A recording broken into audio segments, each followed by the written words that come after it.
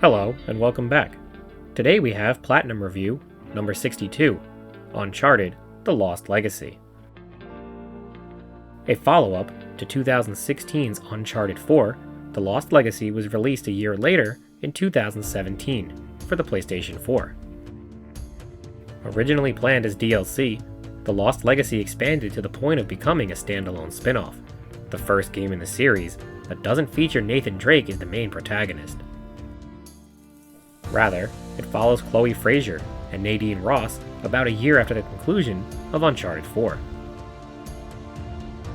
The game takes place in India, as Chloe speaks with a young merchant and the player learns some background information about Ganesh, son of the Hindu god Shiva. That's when it's my favorite. It makes sure I'm doing good. Does it now? So, does your father usually leave you here alone? No, he's away fighting the devils. Oh. The Indian army called him up, did they? No, he volunteered. Really? Well, if it was my choice, I wouldn't leave you here alone. All right. That's 300. Bet the deal. 400 rupees plus Ganesh. You don't want this. It's broken. See? You don't know the story? Ganesh fought Parashuram while standing guard at his father's door. Yes, to defend the honor of his father, Shiva, and got his tusk hacked off for his troubles. Interesting. Anyway, it's not for sale. Right on time. After speaking with the young girl, Chloe tracks a military truck and the player is presented with the first photo opportunity of the game. Throughout her journey, Chloe will briefly divert and take photos of important events she wishes to document, or beautiful scenery she can't miss the opportunity to capture. These are tracked in her phone, and all photo ops must be found for a trophy. Shortly after this, the next collectible of the game will be introduced, Treasure, which are hidden objects to discover, and all must be found for a trophy.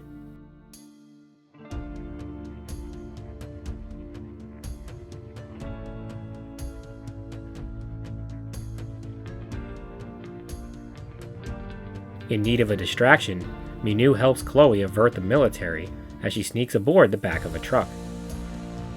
Listen, I need to help my friend, okay? Tell you what, when I get back, pizza's on me.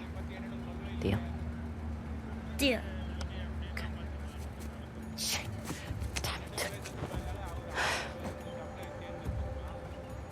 Sir, Wait! sir, Oh, please. God. My dad, we were eating ice cream. I can't find him. I can't get home without him. It's okay. What happened? He was standing over there. I was speaking to the man. I turned around and he was gone. Wait, there he is. There he is.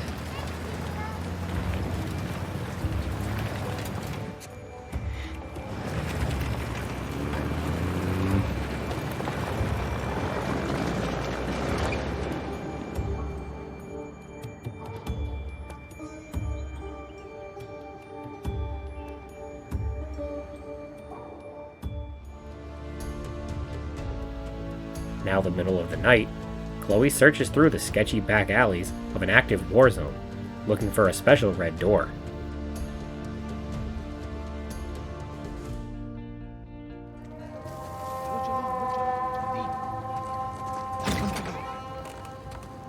Why are they still here? God, get out while you can. Move, let's go! He's in here! What are you doing? Let's go out! Move it!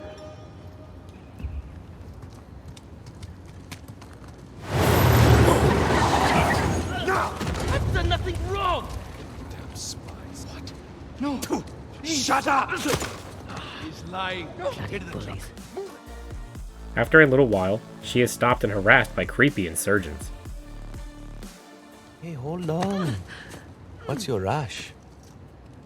How do I know you're not smuggling something in here? Arms up. Hey. It's dangerous to be out so late. Hey! Where do you live? What are you, deaf?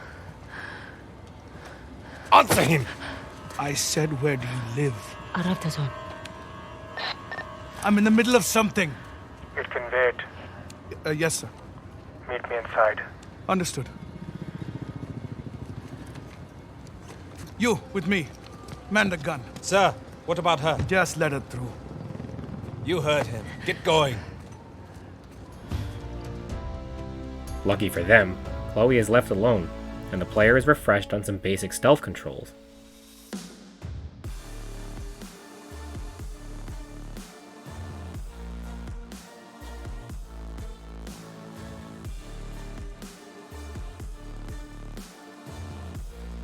As Chloe finds and approaches the red door, the player is introduced to a new gameplay mechanic.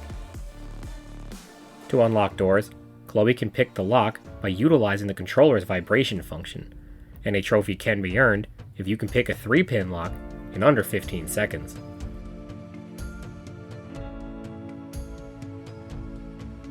Inside, the player is reacquainted with the basics of climbing and parkour, as Chloe infiltrates deeper and makes it to the rooftops. Asad says he needs more time to prepare. The government thinks we're a joke. They won't think that for much longer.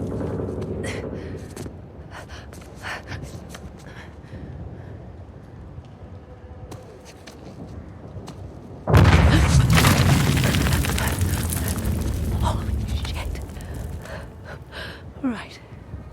Active water.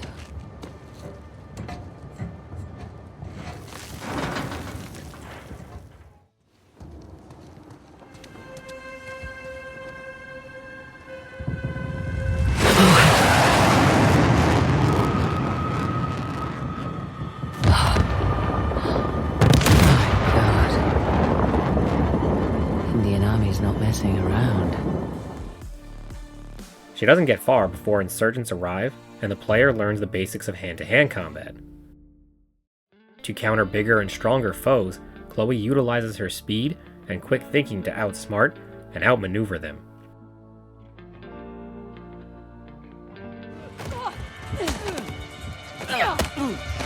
There's nowhere to run, girl.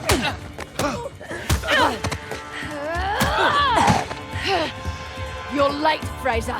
Nice to see you too. Holy shit! They took out the first squad!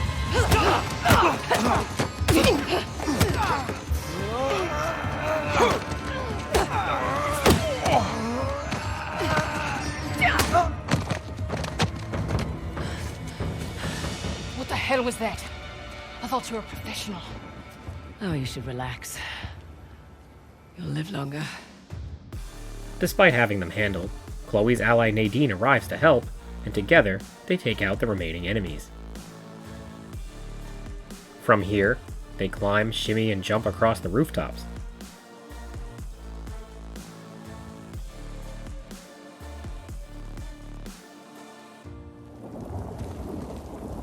Follow me. Whoops. You okay? Yeah.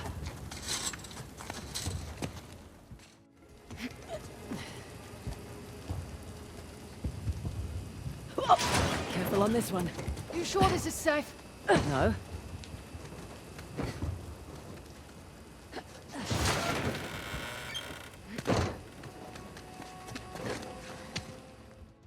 Come on.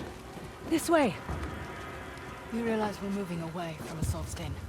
Yeah, we're taking the long way. Now I see why you're always late. To travel between buildings, Chloe can use nearby zip lines, and a trophy can be earned for using them all in this chapter.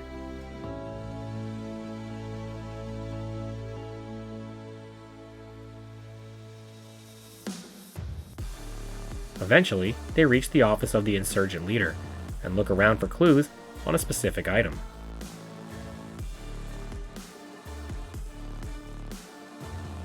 It turns out that Chloe and Nadine are searching for the lost tusk of Ganesh, and any hints about its whereabouts.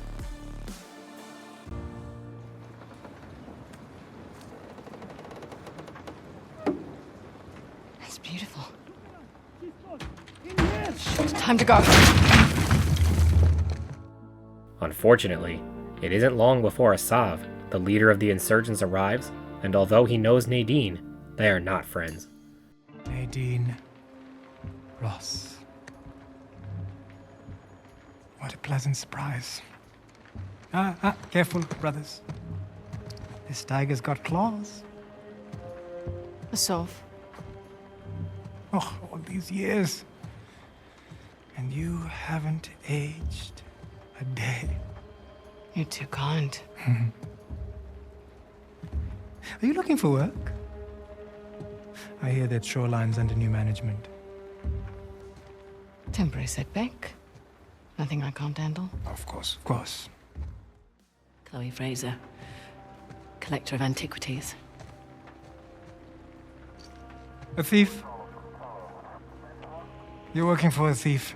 Sir, we have a situation. But you have managed to find the Hoysala Empire. That's not bad. Their greatest treasure, the Tusk of Ganesh.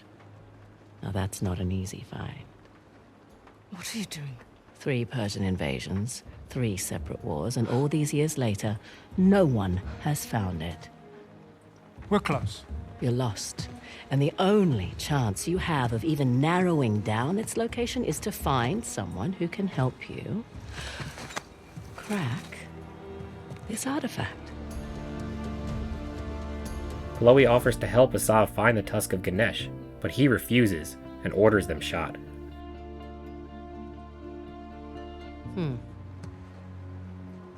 So that's a no. Felt like a no. You've got balls. I like that. But I don't need any more so-called experts. Shoot them. Throw their bodies in the river. No need. We'll throw ourselves out. After them! Get away from us! Nice talking! Oh, shit! Come on! We need to get across the river!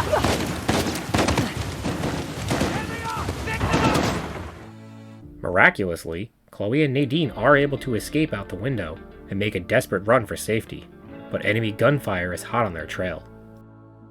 To make matters worse, distrust begins to creep in between them, but for the time being, they have to put those feelings aside and fight together.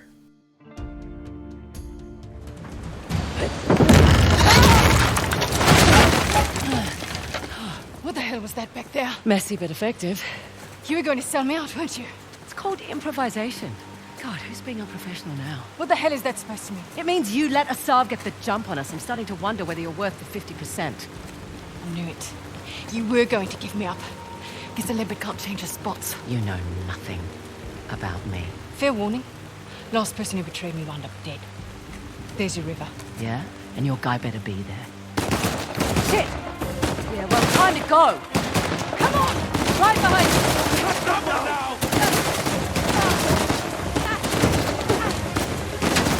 Oh, this is dangerous! Oh, no!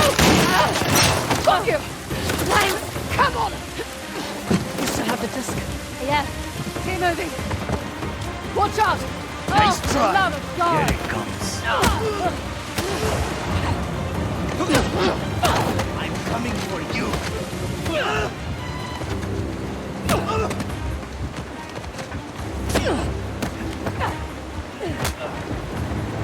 Last yours. Bloody. Follow me. Kevin's just below. Right down the line.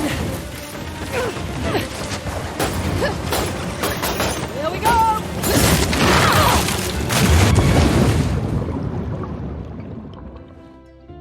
With one last ride on a zipline, Chloe and Nadine escape into the river and rendezvous with Nadine's contact.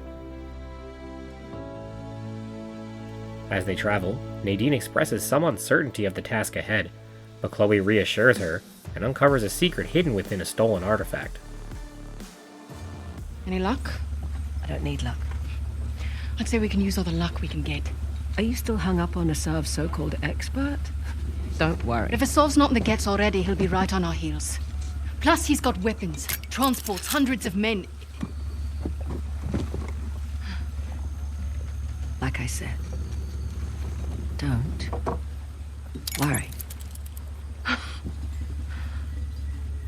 Looks like some kind of key. Maybe. Let's see. Okay. The trident was Ganesh's weapon. The bow and arrow was Parashurama's. And the axe was a gift from Shiva.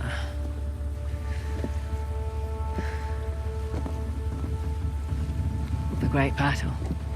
What? The battle in which Ganesh lost his tusk. I bet we find these symbols. We find the tusk. Not bad, Fraser. Yeah, well.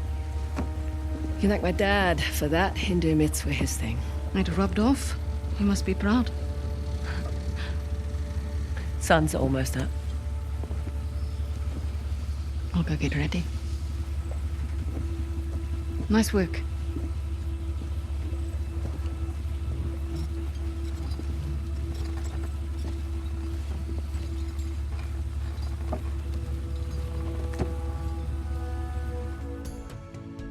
The game then picks up in the Western Ghats of India. This lush and mountainous terrain may hold the secret to finding Ganesh's tusk, but Nadine is still skeptical. And look. How weird.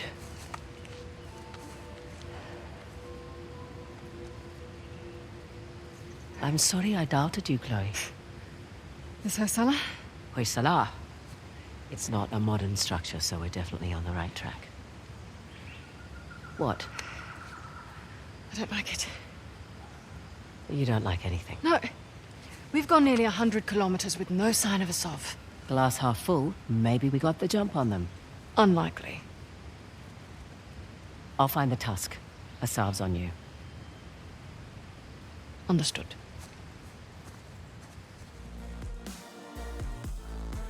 To proceed forward, Chloe must utilize the same basic exploration mechanics as Nathan Drake, such as sliding, swinging, climbing, and off-roading.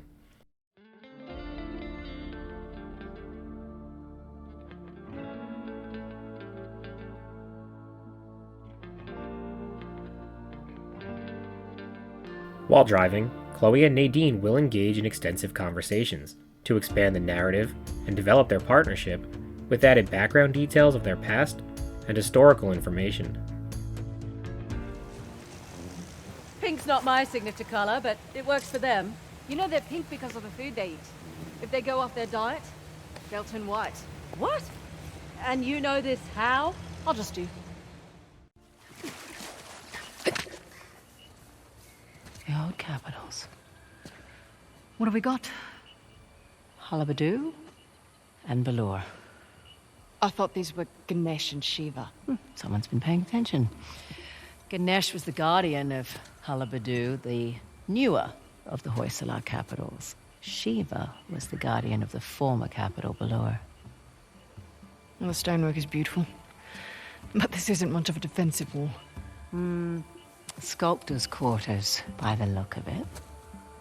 We're still on the outskirts. Didn't take you for an archaeologist. That would be my dad, actually. I'm just a thief, remember? While clearing a locked gate, Chloe and Nadine are ambushed, and the player is reacquainted with the basics of gunfights and the essential techniques, such as taking cover, dodging, and throwing explosives.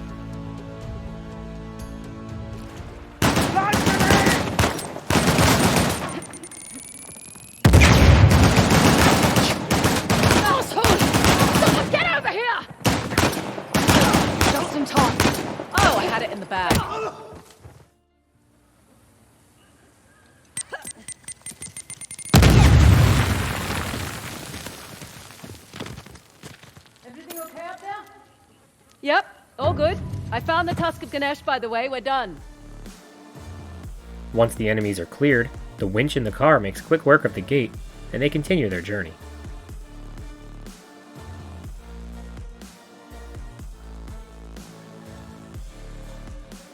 Unfortunately, Asav and his heavily armed men are one step ahead of them. Despite this, Chloe and Nadine smash through enemy lines and engage in an intense encounter. Okay, not one for subtlety, are you? Not really.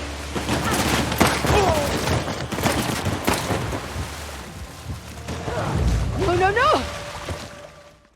I don't like this. We can handle you outside. What the? Over there.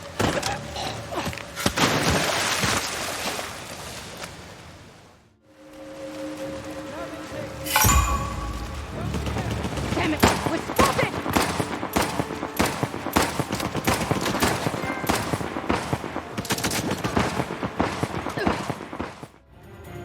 Grenade out! Shit!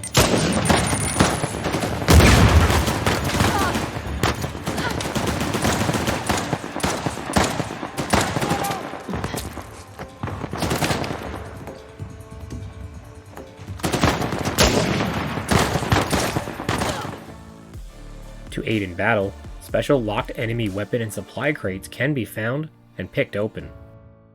These contain unique weapons that are rare and limited in ammo, but are also powerful and well worth finding, with items such as silenced pistols to avoid detection, or devastating RPGs. For a trophy, you must discover and unlock every lockbox, as well as use every gun in the game, so be sure to thoroughly search all areas before moving on. With all the enemies clear, Chloe and Nadine utilize a map of the Western Ghats to help in exploration. This chapter, unlike the others, is a large open area, with no direct linear path to follow. Rather, you are free to explore and adventure to your heart's desire, with a primary objective to complete and many side objectives. The area is filled with secrets and collectibles, so if going for the platinum, fully exploring all areas is a must. As Chloe and Nadine clear enemies and uncover hidden items, the map will be marked accordingly to keep track of where you have been and what you have done. To earn a trophy, you must drive off the side of the cliff in the very beginning of the chapter, but after that, the way forward is up to you. Personally, I went all sorts of sideways and slowly discovered things in a very awkward and confusing manner.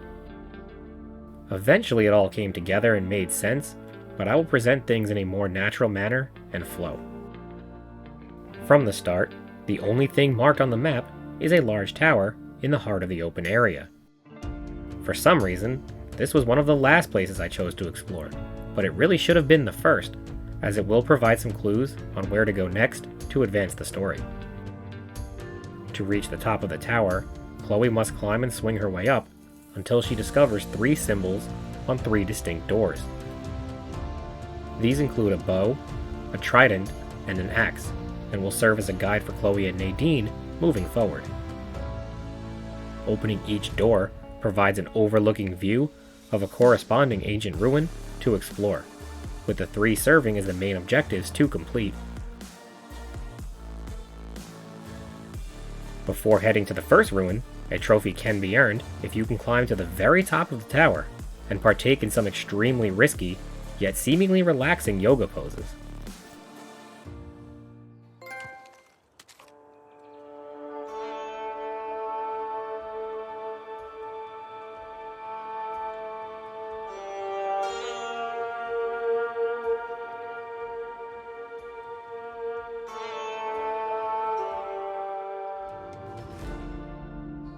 Now back on track, Chloe and Nadine continue to explore the Western Ghats, finding collectibles, taking out enemies, and even finding a strange Hoysala token. While not a part of the main objective, these represent an additional collectible that is essential for the Platinum Trophy, and will come into play later on. There are 11 Hoysala tokens in total, and each is contained within a unique optional area indicated on the map. Some are hidden behind enemy lines that require engagement with dangerous foes, while some simply require puzzle solving. Following the main objective, Chloe and Nadine happen upon the symbol for Ganesh's trident above a gate. Spotting this symbol will yield an optional conversation prompt between Chloe and Nadine. These are triggered by certain encounters and will provide additional historical background and extra story details. For a trophy, you must engage in all optional conversations, so be sure not to skip these interactions. Remover of obstacles. But why the elephants? His father, Shiva, gave it to him. Very thoughtful. After Shiva chopped off his human head. Oh, yeah. We've all been there, am I right? Beyond the gate lie countless waves of Asav's men, who are yet again one step ahead and already ravaging the ruins. You have the option of how to proceed, by either taking the heavily armed foes head-on in aggressive gunfights, or slowly and sneakily taking them down one by one via stealth. For a trophy, you must defeat every enemy within the Trident Fort without being spotted, which can be done later using chapter or encounter select, which I highly recommend doing on a lower difficulty. Enemy senses are lowered on easier difficulties, and being spotted is a guarantee on the harder ones. After numerous deaths and an epic battle, Chloe and Nadine clear out Asav's men. With the enemies out of the way, they uncover a hidden puzzle.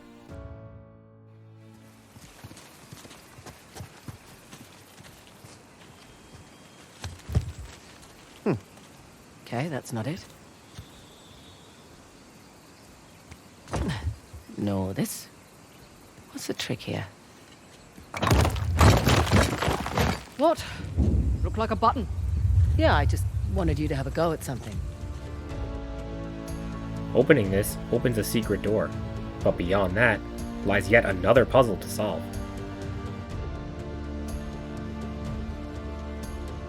Well, looky here. What are you willing to bet? Told you it's some kind of key. Gold star for you. Now let's see what it does. What is it? Ancient Hoysala jigsaw puzzle?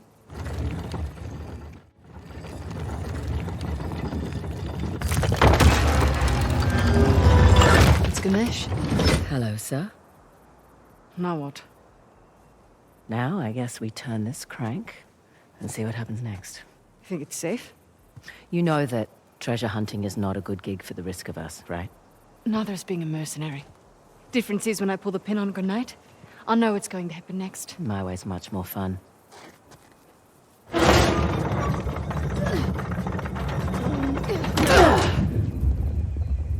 Did you hear that? You feel that?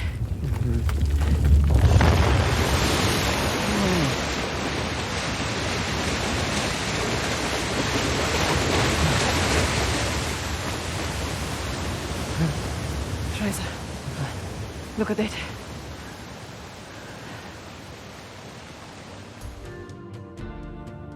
An ancient relief is carved into the mountain, and turning the crank releases the flow of water, with 2 more left to find within each of the axe and bow ruins. Guess it's good I've got an archaeologist's daughter with me. It must have been fun growing up, eh? It had its moments. I learnt a lot. Hoysala Empire was kind of his thing. Took up a lot of his time, though. Me, if I go digging for treasure, I better make a buck or two. Oh, sure. I don't take big risks without a good payday. I imagine so. Like running an army, huh? That's a big responsibility. Second nature. It's my father's company. He retired, I took over. Family business. Made a real mess of it. What, you should know? Heard you and those Drake brothers are close.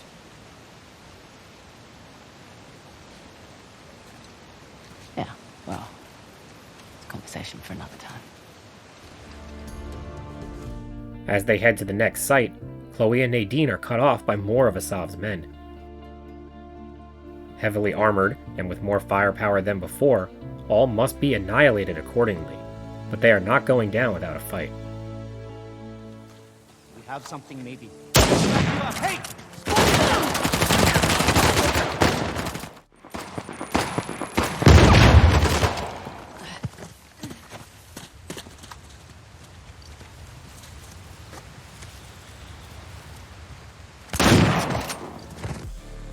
After getting wrecked over and over again, Chloe and Nadine emerge victorious and head back to the car. Just so you know, Nathan Drake is no longer in the picture. You don't have to worry about him. I had my concerns. Why do you accept my offer? I'm not one to look a gift horse in the mouth, especially with everyone wanting to see me fall. I hear that. But on the plus side... Oh, there's a plus side? Oh, when people have low expectations, it's much easier to take them by surprise. As far as I'm concerned, this business is tough enough on your own. You have to take any advantage you can.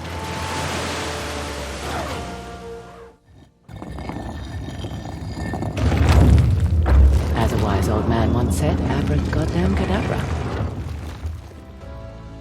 After a few diversions to collect treasure and tokens, Chloe and Nadine arrive outside the ancient ruins, marked by Shiva's axe.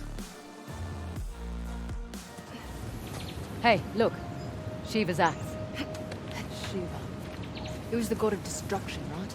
Yes, but maybe not in the way you're thinking. Not literal destruction, then? That, but also in a more positive sense, like losing the ego, ditching bad habits. Shedding old attachments. Exactly.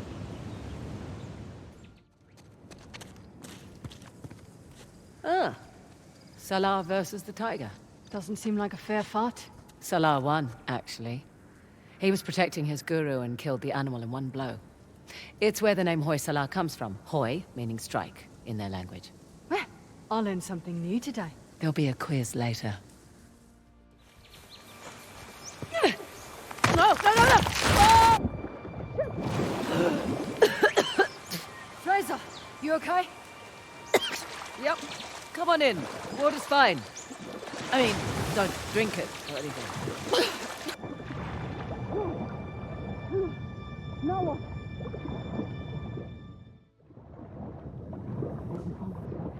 Of course, there's not a food luxury. What's that? What the? What the? What is this? In the water! As always, Asav's men are already inside, and more intense enemy encounters must be fought through to proceed. Come on! Search every inch of this place. I think they're over here.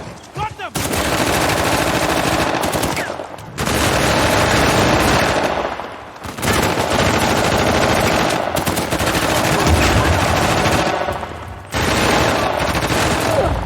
Fraser!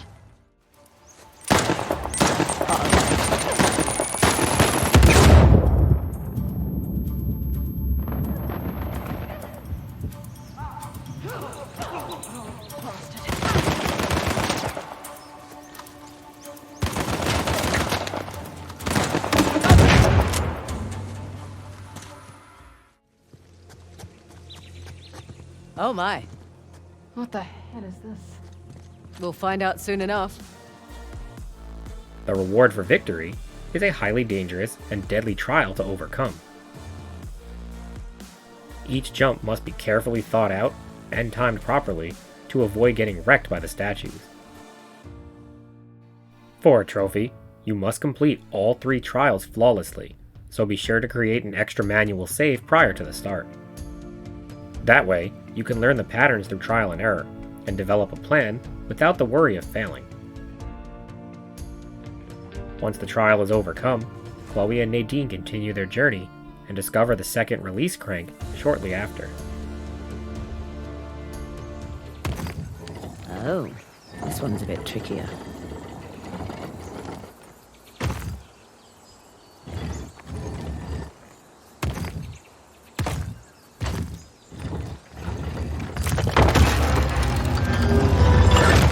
Nice to see you, Shiva. Right. Let's turn the water on. Whoa, what's to say it's not different this time? What if it's fire or something? You're messing with me. I'm totally messing with you.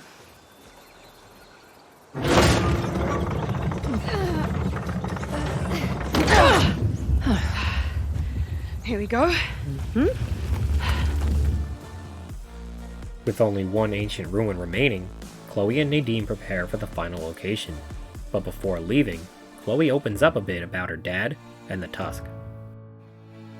Also, I went to an absurd amount of trouble to hide the tusk.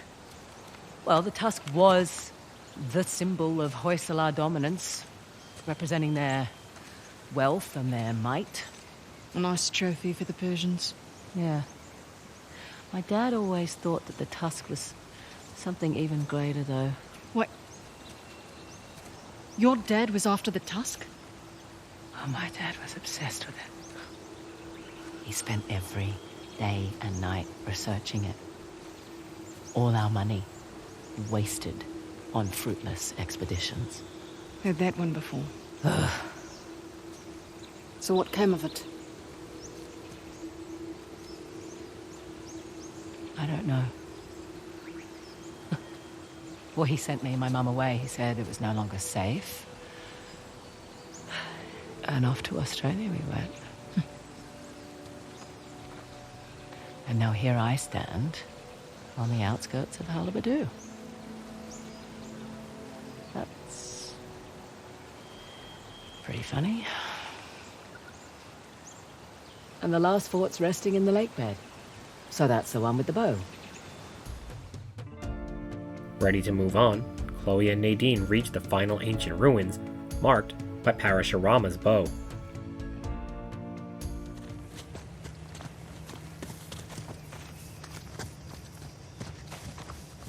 Look up there. Parashurama's bow. So, Parashurama. Parashurama. Who was he again? Okay, sixth avatar of the god Vishnu. A fearsome warrior. Trained in the martial arts by Shiva himself, but only after conquering the whole world to convince him of his worthiness. And I thought my training was rough. Inside are, as expected, even more of Asav's men, who are incredibly competent at discovering the ancient sites. Chloe and Nadine are determined to reach the final water release crank and take out anyone who stands in their way.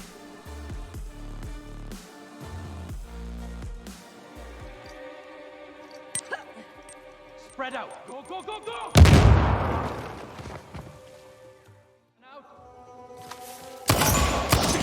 They're right there! Oh, great!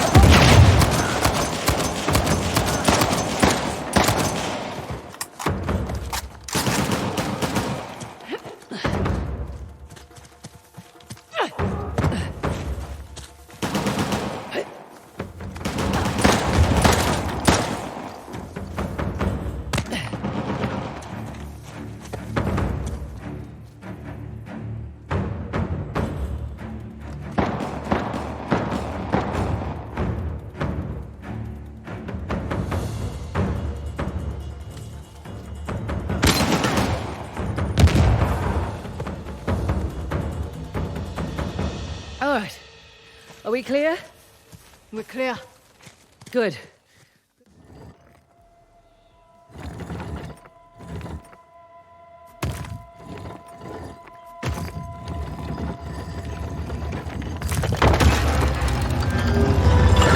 And look at that. Parashurama. Come on, let's get this over and done with. Yep.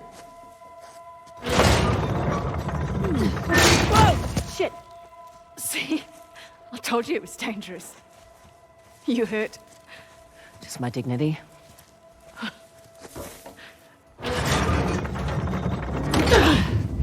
Here we go. Let there be water.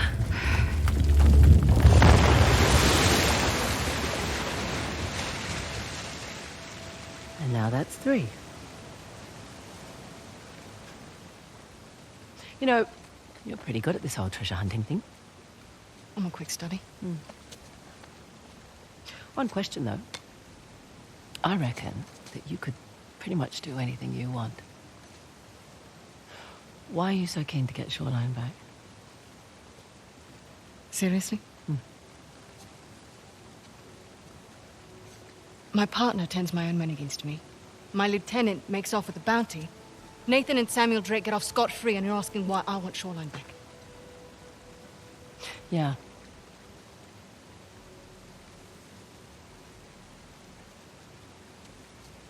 It was on my watch. I lost it on my watch.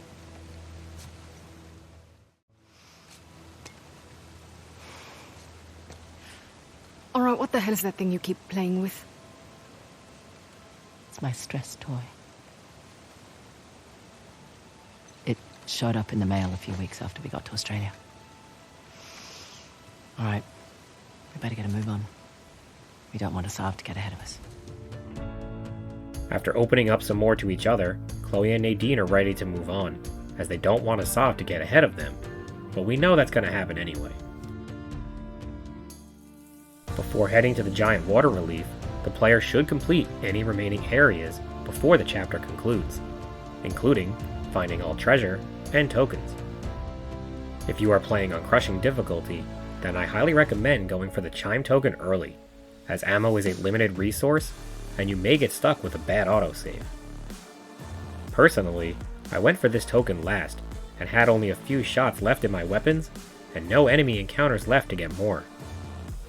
So I had to spend way too long searching the entire map for extra ammo I may have left behind, in the hopes of getting a few more rounds.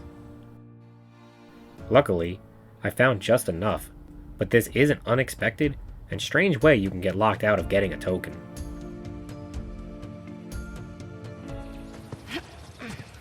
What have we here?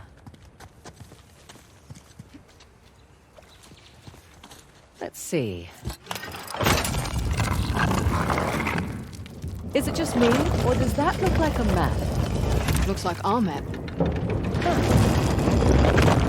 I'll just jot that down.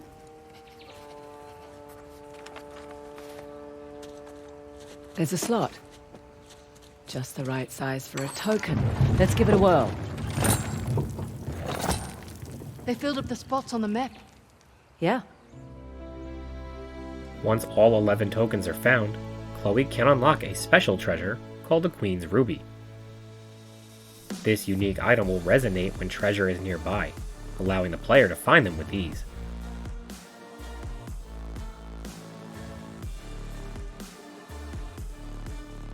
All that is left, before moving on, is to earn a trophy for driving from one side of the map to the other in under 3 minutes. This can be tried over and over again until completed, and was definitely a challenge, but was a fun change of pace that gave Chloe the opportunity to live up to her reputation.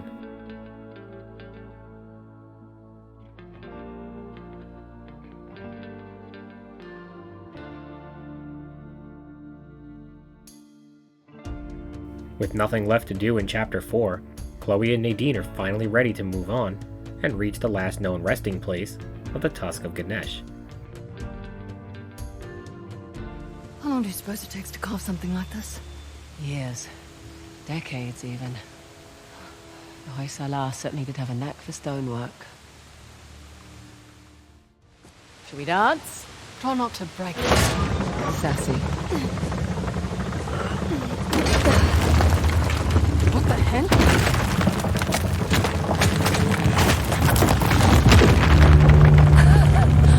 Now that's what I'm talking about. Can't say I was expecting that. You ready? Yeah. Just, taking it all in.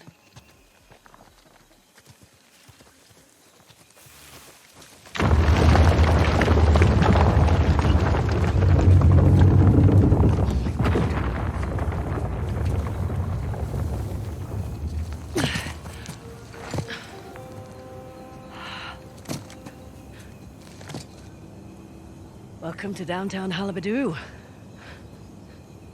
The last known resting place, the Tusk of Ganesh. Spectacular.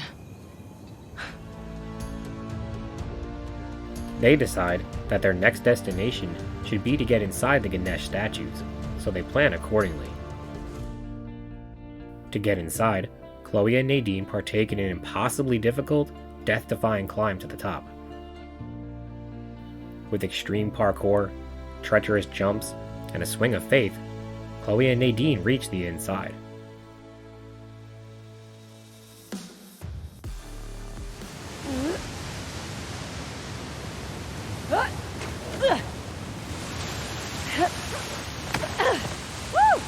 Amazing. Fun, right? That was the craziest thing I've ever done. In a good way or bad way?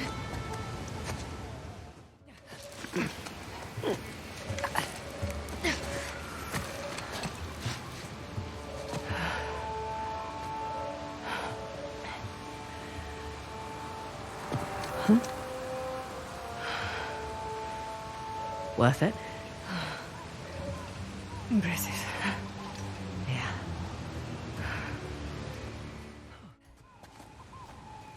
Here's our way in. Courtesy of the Persian army.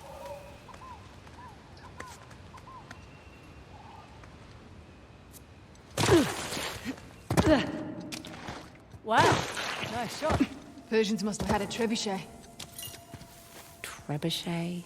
Can't you just say catapult like a normal person?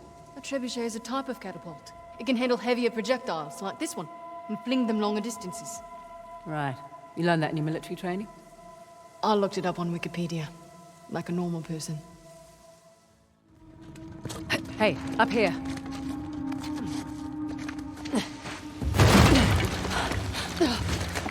What the hell? Jesus. This was it? Their final stand. Ugh. Wasn't enough to save their empire.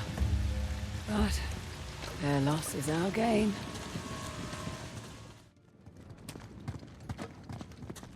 Well, this device looks familiar. Let's hope it doesn't turn on the water in here. Oh. Well, that's different. What is all this? If I had a guess, I'd say it's some kind of lock mechanism to open that door. Okay, on the left, we have Shiva gifting Parashurama the axe, and on the right, we have Parashurama chopping off Ganesh's tusk. Wait, with the axe? Yeah. The one that Shiva, Ganesh's father, gave to Parashurama? Yeah. It's messed up. That's family. Come on, let's see about opening that door. To reach the deeper chambers, Chloe must overcome a complex puzzle to unlock the next door. For a trophy, you must align the shadows of this unique challenge in less than 10 moves, so be sure to create an extra manual save file to give yourself as many tries as needed, or simply reload the checkpoint if you take too long. Beyond this door is not the tusk, but a decoy, and Nadine is beginning to lose patience. Amazing. What the Shiva? My thoughts exactly.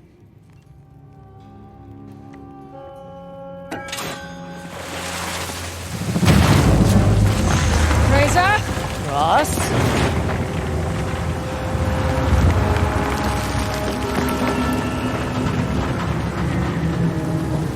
Oh no, no, it's okay. I think we're gonna be okay. Okay. Where the hell's the tusk? I don't know, none of this makes any sense. Yeah, it does. The Hoysala sent us on a fool's errand.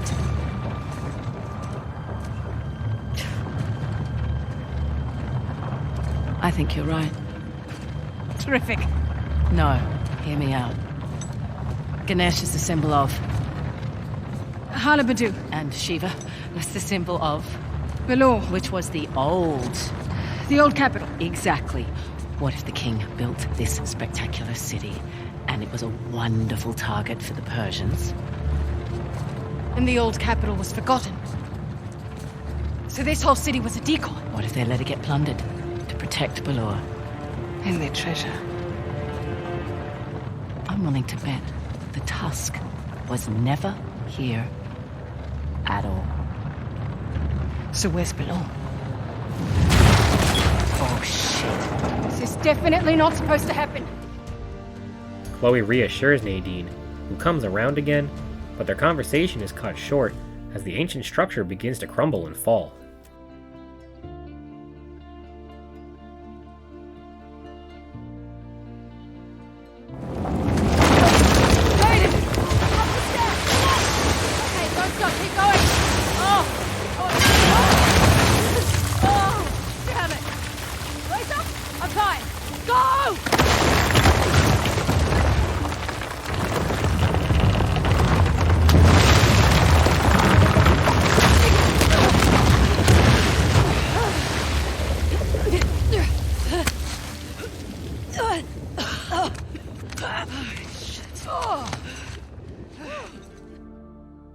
Safely back outside, Chloe and Nadine recover and figure out what's next. They decide to follow the aqueduct in the hope of reaching the old capital of Pelor. For a trophy, and an awesome throwback reference, jump into the refreshing water and swim around.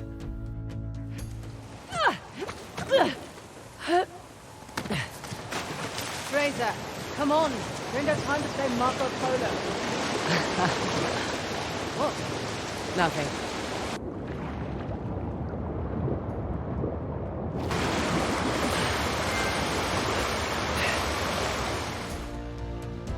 As they journey along the aqueduct, they discover more of Asav's men and are quickly ambushed.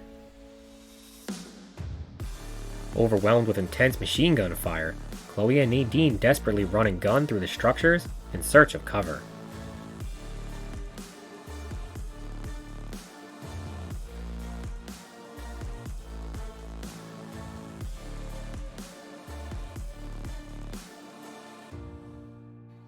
With no other option, Chloe and Nadine seek shelter within a nearby building.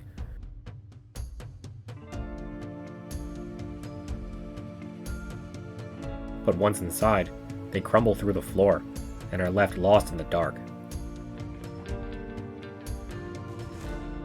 They find a way through to the outside, but as they do, Asav smashes his way inside and steals Chloe's artifact.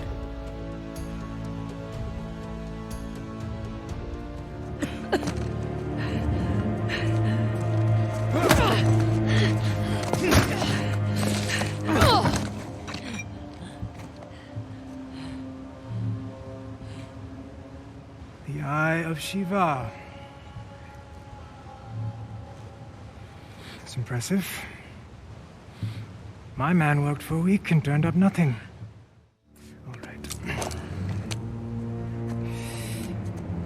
So, in times of war, these aqueducts, they would run red through the capital.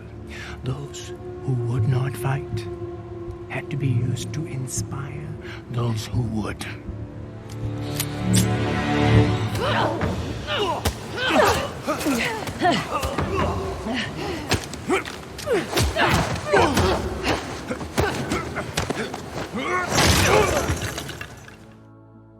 With his guard down for a moment, Chloe disarms Asav and fights him hand to hand, but Asav is extremely strong and dangerous. He overpowers Chloe, but Nadine helps her break free. However, they are still no match for the brute force that is Asav, as he smashes them through the wall and into the flow of the aqueduct. Grab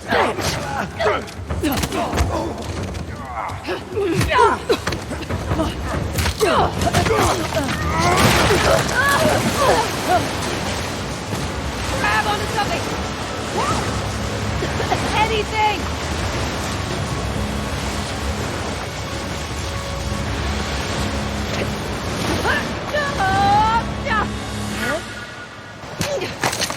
Oh, shit! A little while later, Chloe awakes from being knocked out, as her and Nadine are now weaponless, but still determined to retrieve the disc.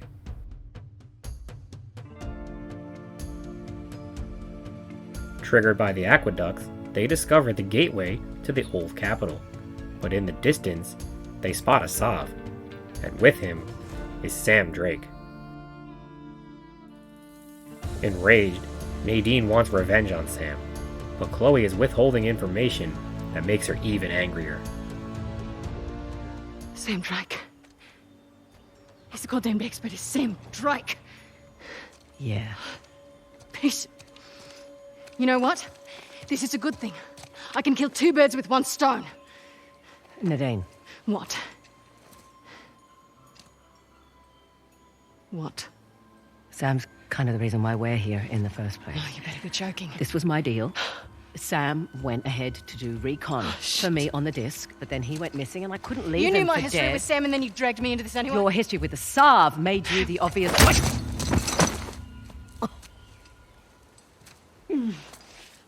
Don't hold back or anything. Oh, I did. You know what, Nadine? This doesn't change anything. You'll still get your share. Yeah? Or maybe you and Sam will cut me out as soon as you get the tusk. Come on, man, that's not how I operate. That's exactly how your type operates. And to think I trusted you. Listen, I was going to tell you about Sam. I swear I was just waiting for the right time to... No longer trusting Chloe, Nadine leaves her alone and stranded.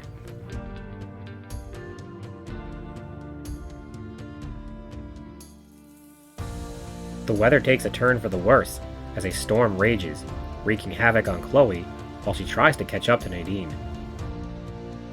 After a slide through the mud, Chloe spots Nadine in the distance, but enemies patrol the area, including an APC with heavy turret fire.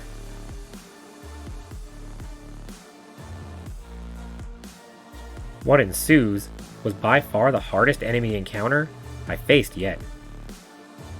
I chose to start the game on crushing difficulty, which is required to complete for a trophy, but not recommended to do on the first playthrough. I had completed each of the original trilogy and Uncharted 4 on crushing the first time through, so I thought I had this. But I was sorely mistaken.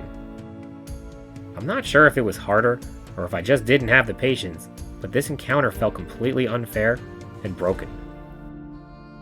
The enemies would spot you, no matter how sneaky you were, could cut you down in a second, and flanked you the moment you turned your back. I tried over and over again, but just couldn't get past it. Luckily, if you change the difficulty, you don't have to start over when going for the crushing trophy. If you finish the story and find all collectibles, you will unlock special perks that carry into other save files, even if those were created prior.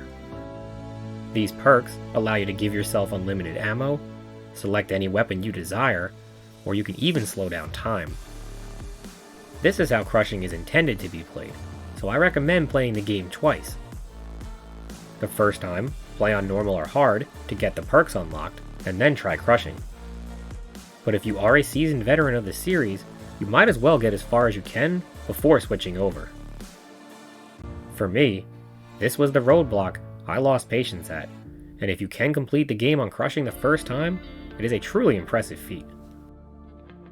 There are powerful weapons such as RPGs and C4 around the map, but it just didn't matter, as the enemies would behave slightly differently with each attempt. This made it difficult to come up with a sound strategy, as the randomness and highly alert and intelligent enemies prevented a solid plan that didn't require improvisation when things went south, and when things did go south, you were quickly defeated. For a trophy, you have to take out the APC using multiple C4 charges simultaneously to generate a massive explosion. This is really only feasible on a lower difficulty, so if you are on normal, do this now, or utilize chapter select later to come back to it. With the difficulty at a more manageable setting, the enemies are obliterated as Chloe reconvenes with Nadine.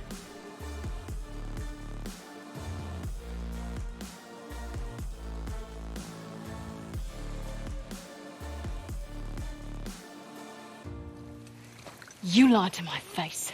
I didn't lie. I just left out the part about Sam. Incredible. Look, Asav is getting a head start and we need to hurry. We? Shit. Look, Spit it out! Okay, cards on the table. I need your help. Should have thought of that before. And if you want the tusk, you need mine. Look, I screwed up. Okay? This is your idea of an apology. Well, if it helps to keep your head in the game, then sure. Listen, we both have something to lose here. Am I right? Just so we're clear, my priority's the tusk, not Sam Drake, and certainly not you. Fair enough.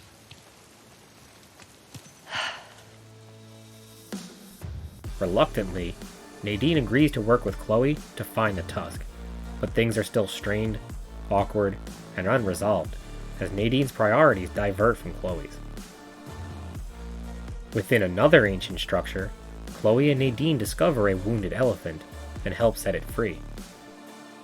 Appreciative, the elephant gives them a ride back outside, allowing Chloe and Nadine a chance to mend their friendship.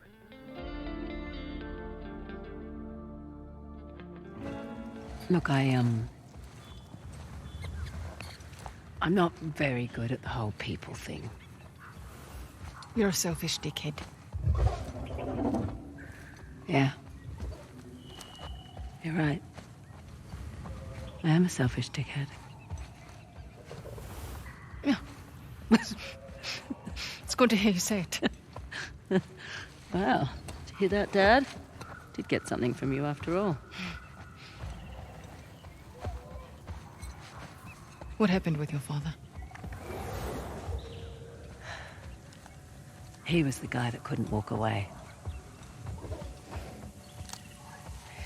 The Ministry of Culture offered to finance one more of his expeditions, because this time he said he was onto something big. He was always onto something big. But bandits raided his camp, and local authorities found him weeks later. And this stupid thing is all I have left of him. I'm sorry. Oh, hey. He certainly made his choice. Hey, about the whole Sam. Look, I get it. All right? I've got my own shit to sort out as well. Let's not have that stand in the way anymore, eh? Okay. After the elephant drops them off, Chloe and Nadine continue their search for the tusk by parkouring, climbing, and swinging to new areas. After a little while, Chloe and Nadine discover the lost city of Balur. As Nadine suggests, they are not alone, as Asav's men guard the entrance to the city, equipped with RPGs and snipers.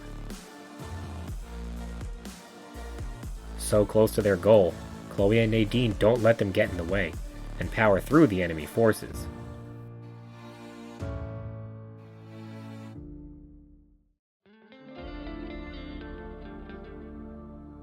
Once clear of hostiles, the path to the city becomes clearer, as an underwater tunnel must be swam through.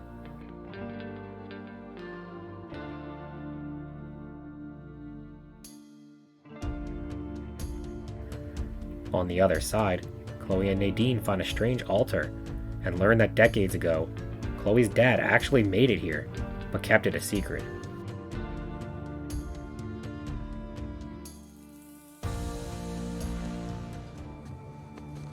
They weren't just protecting the tusk. Historians believe that it was a symbol of power and dominance, but I reckon they misunderstood. It was a symbol of their people, their culture. It was a symbol of them. Wait, so what are these?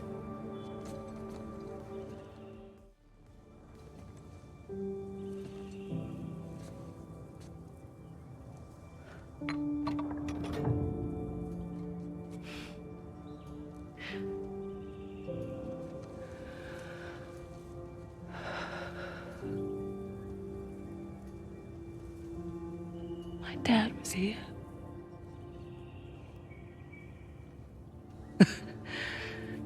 Something big, all right. Why didn't that stupid bastard tell me? You said it yourself. He wanted to keep you safe. After another underwater venture through the flooded city, Chloe and Nadine reach what appears to be a throne room, but again, there's no tusk. However, they soon learn that the entire structure is a giant puzzle to maneuver into proper position.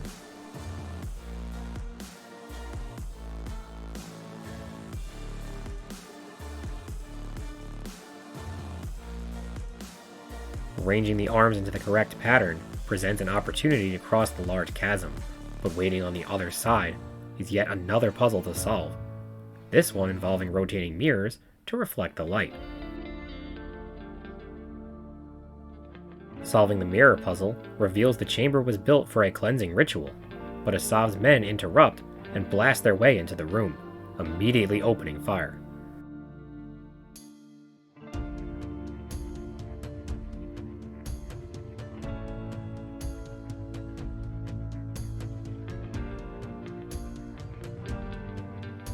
RPGs trash the ancient structure, sending Chloe and Nadine crashing into the water below.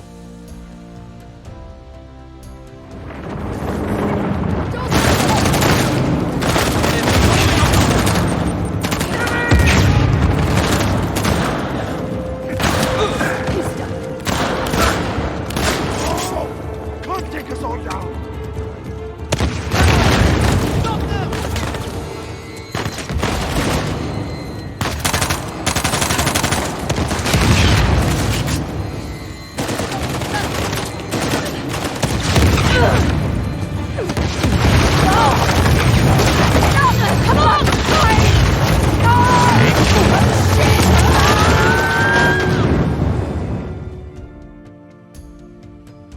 Waiting for them in the lower chamber is not only Asav, but his prisoner Sam, who it turns out betrayed Asav by merely distracting him from finding the tusk.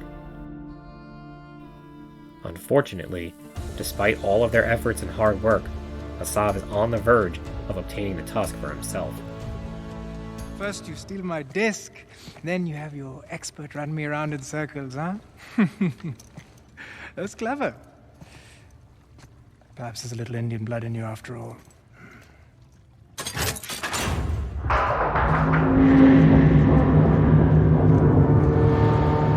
Sure. I'll take the credit.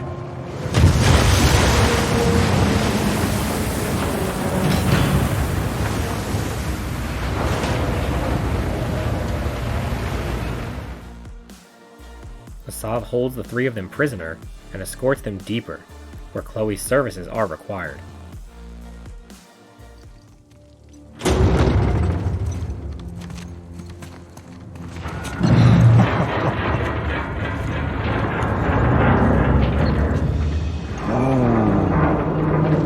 That's ominous. You see, Shiva gave Parashuram the mighty axe that struck Ganesh in the face, bringing Shiva's son, one of the greatest of the gods, to his knees. Another casualty of war. Don't. Seriously, Chloe, he's just gonna kill him! He's right. But if you refuse, you will watch them die, inch by inch. Left with no other choice, Chloe gives in and helps Asav solve the final puzzle.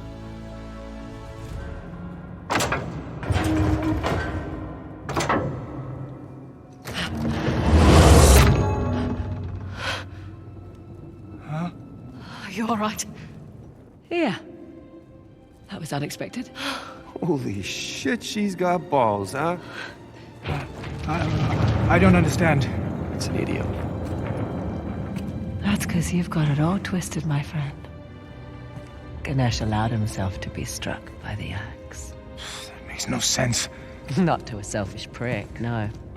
See, Ganesh could have defeated Parashurama easily. But if he had, that would have made Shiva's axe look weak, powerless. Ganesh sacrificed himself to preserve his father's honor. See, even she gets it, not a drop of Indian blood in her.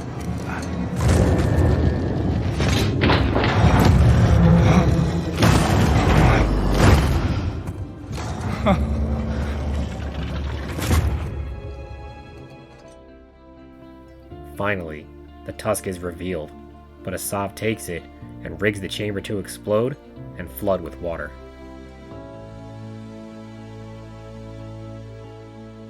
In a desperate attempt to escape, Chloe picks the lock on her handcuffs and tries to free Nadine and Sam before they all drown.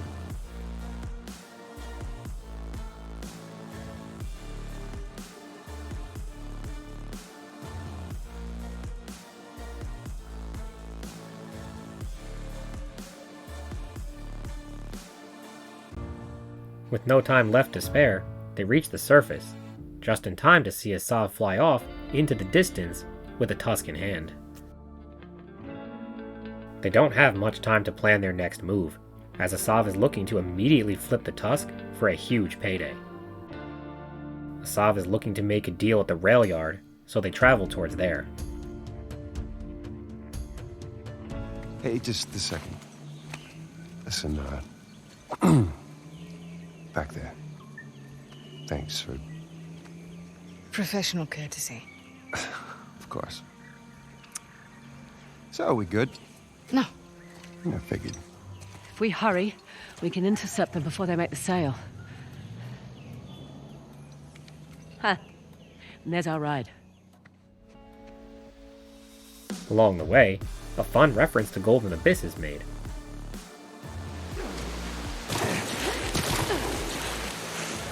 Should have packed my machete. A little while after, they overhear a conversation and learn that Asav is using the remaining remnants of Shoreline, Nadine's old group of mercenaries. This enrages Nadine, leading to an all-out battle.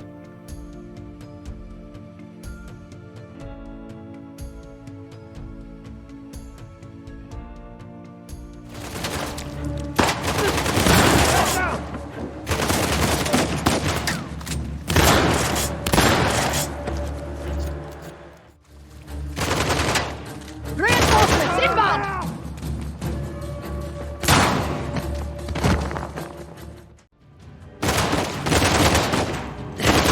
Reinforcements inbound!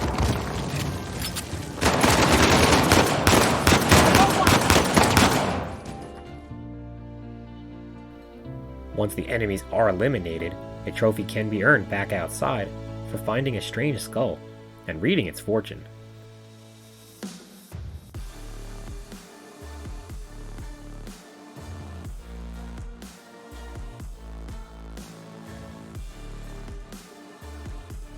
Finally, they reach the rail yard, but the area is securely locked down and heavily armed with countless men. It turns out, the buyer is Orca, Nadine's old lieutenant, who patrols the location with a helicopter.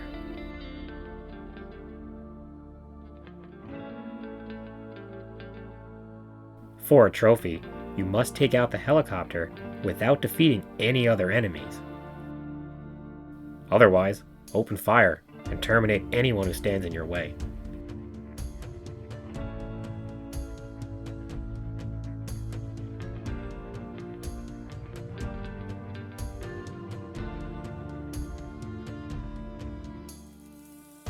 With the chopper badly damaged, Chloe takes an incredible leap of faith and hangs in the sky, unwilling to let Orca take the tusk. Here we go! Ready? Oh, hi!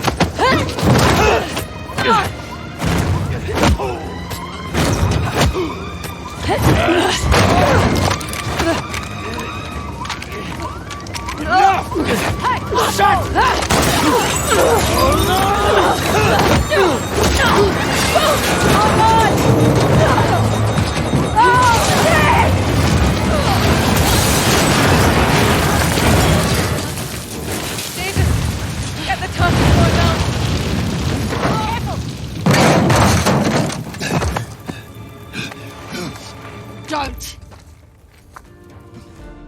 After crashing to the ground, Orca has no choice but to return the tusk, but he isn't giving in that easy.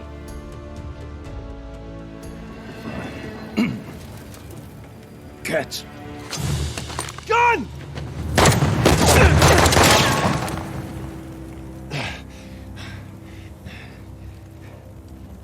Nice shot. Thanks. Pattern's a little wide. You Get could... the hell off me. Yeah. All right.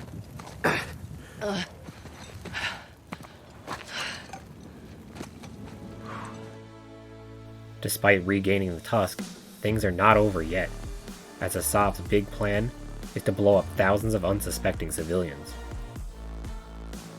Sam and Nadine are hesitant to pursue the train, but Chloe is determined to see things through, even if it kills her. You are not seriously going after that train. Okay, fine. Fine, you have a plan? Doesn't seem to be much of a requirement in this organization. Are you really going to let her do this? No,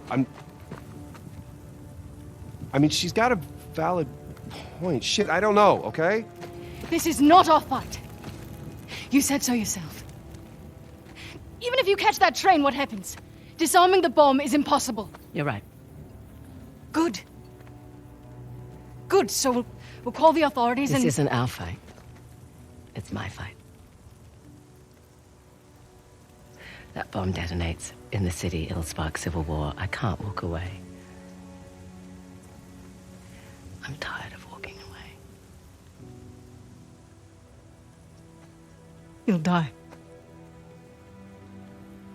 I can live with that. Eventually, Nadine and Sam have a change of heart and ride with Chloe.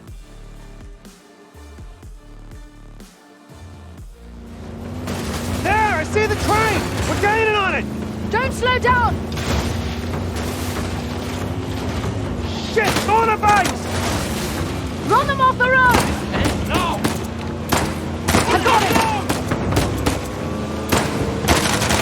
Out of my way! Got one!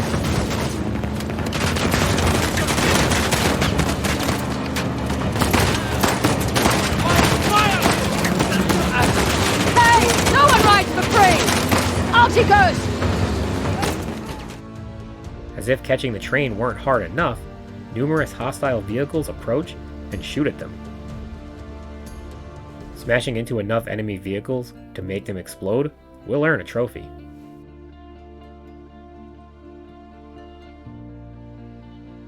Reminiscent of Uncharted 2, Chloe and Nadine hop aboard the train, while Sam stays behind.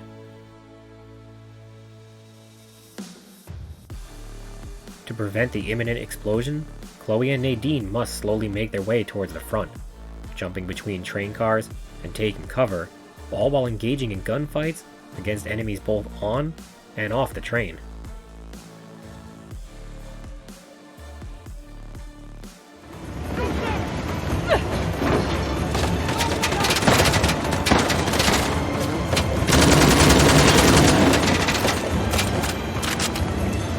These loads are slowing down! We need to move faster!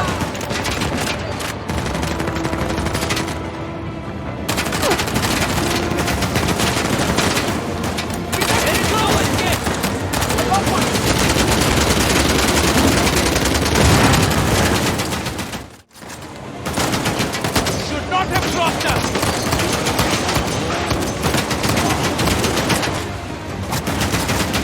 Get them! There is no way out of this!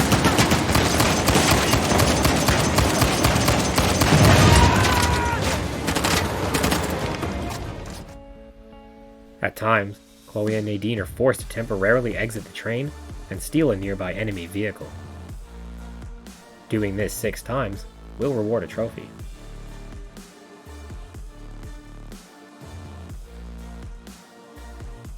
After a long and hard-fought clash to the front, Chloe discovers that Asav is not messing around, having welded shut the doors leading to the bomb.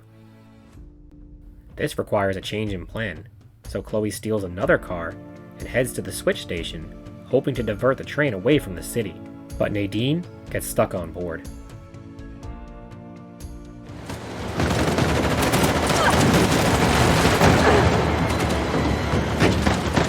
Hello? Oh shit, Nadine! Just go! Get to the switch! Stop down! Push! Come on, come on, come on!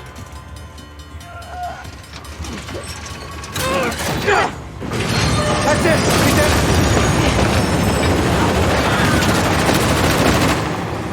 Shit, Nadine! With Sam's help, Chloe is successful in diverting the train away from the city, with not a second to spare, but Nadine is still stuck on the train.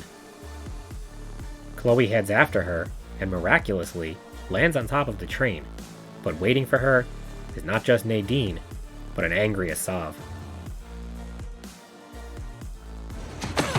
What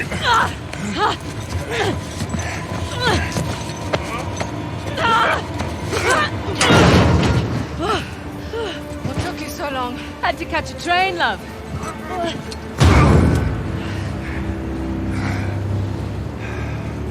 Now, I've always considered myself a patient man.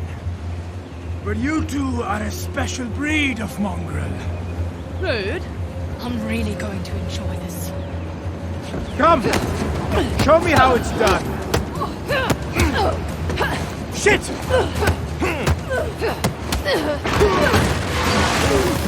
You're nothing but a disappointment.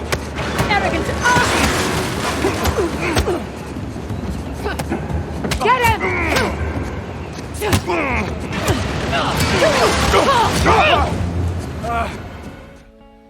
Together, Chloe and Nadine fight Asav with excellent chemistry and teamwork. I will die 1,000 deaths before I let you win! Oh, shit! Friendly reminder, the bridge! Shut up and fight! Let's finish this! Go! You piece of shit!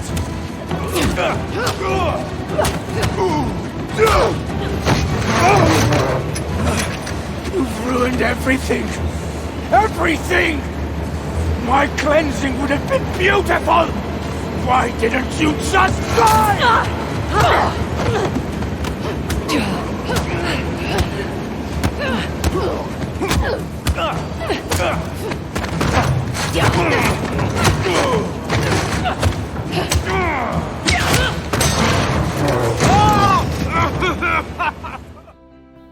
After an epic beatdown, Asav is finally worn out and trapped, pinned to the train and left to die.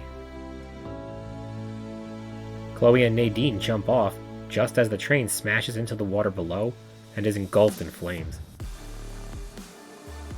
With perfect timing, Sam returns to pull them to safety, and together, they all discuss their plans for the future.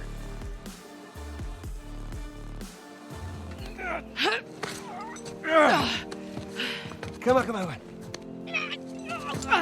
Thank you. How the hell did you guys get out of that? You know, I'm just still figuring that out myself. And, Asav? Went down with his train. Well, couldn't have happened to a nicer guy. I'm done with Shoreline. Really? Really. If anything, I was thinking I might give this, treasure hunting racket another go. Know of any selfish dickheads who might be in need of a partner? Not you. Okay. Oh, sorry, I only work with professionals. Right. Chloe and Nadine decide to formally team up moving forward, and the game ends. In a post-credits scene, Chloe makes good on her promise and brings pizza to Minu. And with that, the story is over. If you have been following a guide, or carefully exploring, you should have all collectibles, and can now unlock perks such as unlimited ammo and weapon selection to aid in the crushing difficulty run. If you are missing any items, Chapter Select can be used to go back to find them, and will show which collectibles you have already obtained and which you still need. Chapter or Encounter Select can also be used to earn any chapter-specific trophies you may have missed that will now be much harder on crushing, so it's best to get these first. With the chapter-related and collectible trophies earned, the crushing playthrough is ready to be tackled. Your focus can now be on simply powering through the enemy encounters, utilizing powerful weapons, and unlimited ammo at your disposal.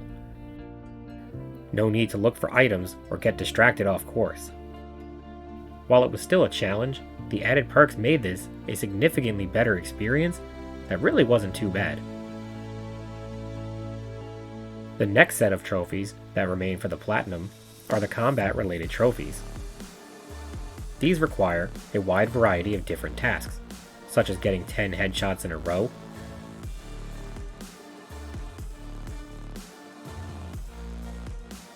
defeating enemies while hip firing,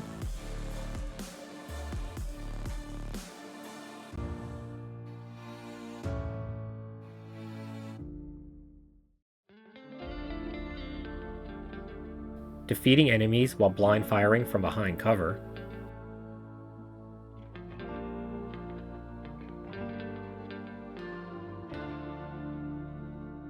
defeating 5 enemies with a silenced pistol without being detected,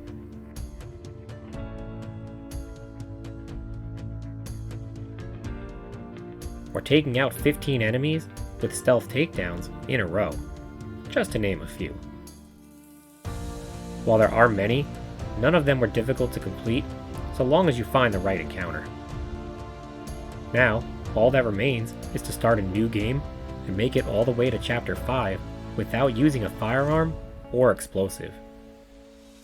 You can sneakily take enemies out to progress, but cannot fire your gun, even if you don't hit anyone, so be careful and proceed accordingly.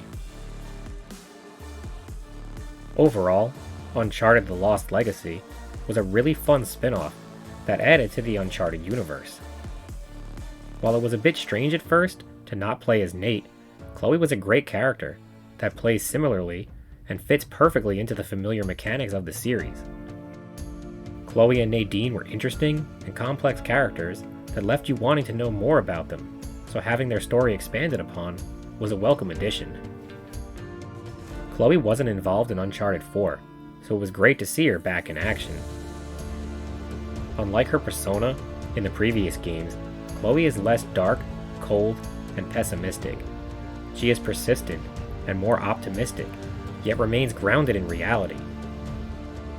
She is more like Nate than before, with a personal attachment to the artifacts she searches for, and is highly spontaneous and adventurous in her actions. But unlike Nate, is more realistic in her approach, and not so happy-go-lucky and everything will just work out. When pushed to the limits though, Chloe would take a desperate chance with a crazy maneuver or death-defying leap that left her fate in the hands of the gods, something she wouldn't have been so ready to do in the earlier games. In the end, she is willing to sacrifice herself for others and takes the moral high ground, showing her growth over the years where gold and self-preservation are not her goals. Her relationship with Nadine is distant at first, but grows over time through banter and opening up to each other. Although things are strained at times, Nadine's militaristic and calculating approach is the perfect complement to Chloe. Having lost Shoreline, Nadine is desperate, bitter, and lost. But through this harsh and dangerous adventure, she finds something new to fight for. Together, her and Chloe make a great team. Asav was a brutally strong and relentless villain who seemed to take great pleasure in his ability to overpower women.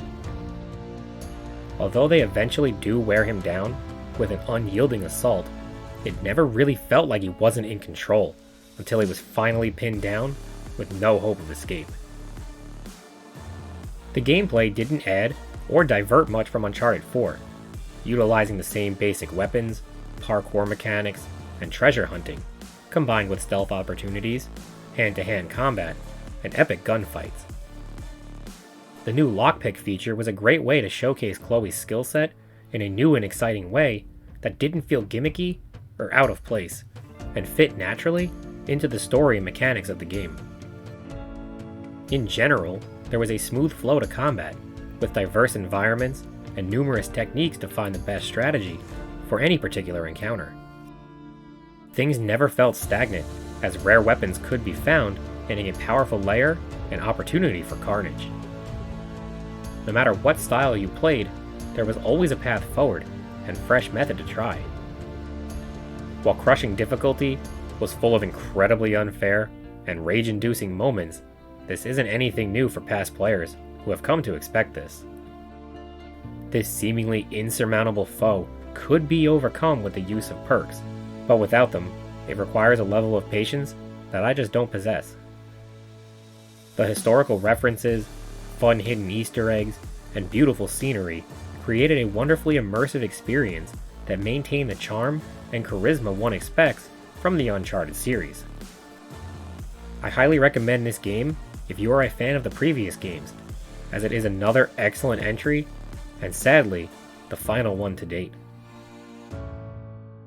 Thank you for watching, and I will see you next time for Platinum Review number 63. Here